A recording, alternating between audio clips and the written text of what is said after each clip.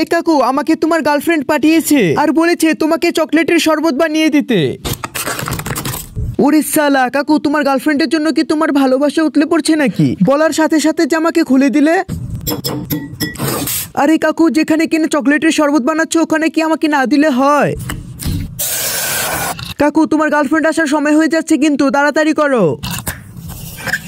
আরে কাকু, এভাবে কি লাড়াচাড়া করলে হবে নাকি? এবার তো আমাকে চকলেটের সাথে মিক্স করে দাও।